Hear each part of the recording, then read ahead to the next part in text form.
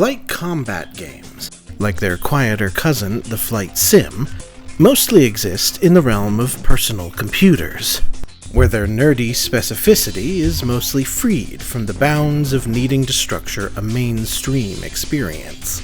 An experience that got much spottier outside of the computer room. Remember computer rooms? The 90s, baby. In 1993, Namco released an arcade sim called Air Combat. Namco employees Masanori Kato and Kizumi Mizuno got assigned with bringing Air Combat to the brand new PlayStation console. But it became clear fairly quickly that the PSX would not be able to handle Namco's System 21 arcade hardware, and they decided to build a new game from scratch. It was released as a launch title for Sony's flagship system in September of 1995, under the same name in the US, but received a slightly altered title in Japan, Ace Combat. It was considered a visual disappointment, but a fun, addicting experience, and was a huge hit, especially in Japan. Working on a sequel, Kato was determined to improve on the first game's technical qualities. His team innovated a series of boundary-pushing graphical advances, as well as tweaking the structure to be less stringent flight sim, and more fun, stripped-down, casual arcade action. Ace Combat 2 dropped in the summer of 1997, and was an absolute sensation, selling huge numbers and getting consistent critical plaudits. Being considered not just a vast improvement over the first game, but a genuinely great game in its own right. Visually stunning, fast-paced excitement, with a high frame rate, a wide variety of planes and missions, and intelligent computer opponents. In 1998, Namco started work on the third Ace Combat game, to be subtitled Electrosphere, working this time to engage the player with a dramatic, involving storyline that would have an actual impact on the player's experience, and wouldn't just be window dressing for a basic shooty-shoots plane game. Meanwhile, at around the same time, about 15 miles southwest of Namco HQ, at Konami headquarters in Yokohama, they had a team working on a project whose stated goal, going by the results, must have been, hey, people like Ace Combat 2, right?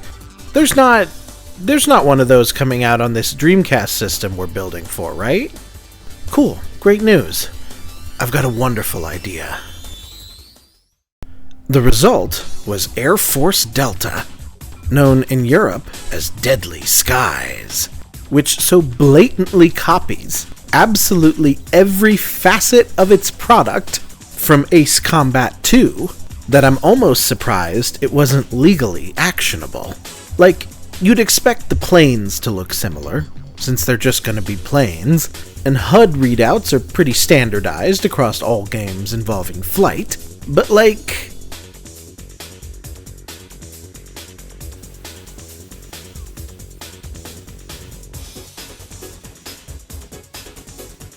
we're doing mission briefings by showing colored arrows stretching across maps? See, but our arrows are blue, not yellow, and they're slightly thinner. It's not the same. Hell, this font even looks similar. This is some egregious thievery.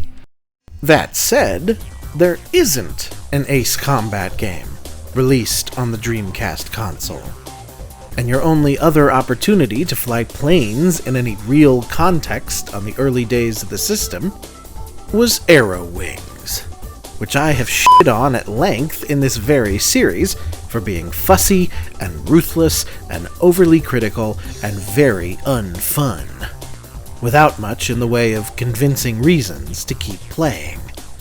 AIRFORCE Delta is fairly anonymous and sorta repetitive, but after Arrow Wings, it was hard not to find it a breath of fresh air.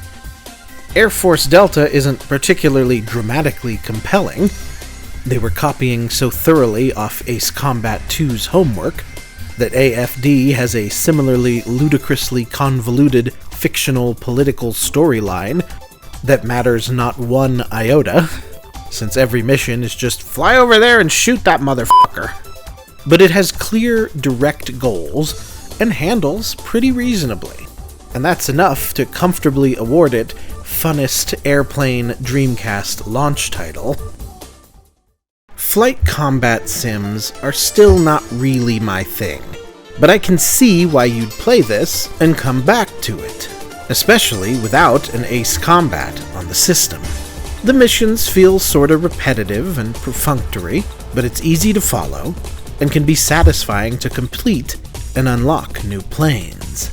My favorite part of this experience, amusingly enough, was the post-level replays, which showed you the cool shit you did in rad cinematic angles, allowing you to really focus on the sometimes bitchin' soundtrack, which has these moody hold musics that sometimes explode into wild industrial house synths. Pretty cool.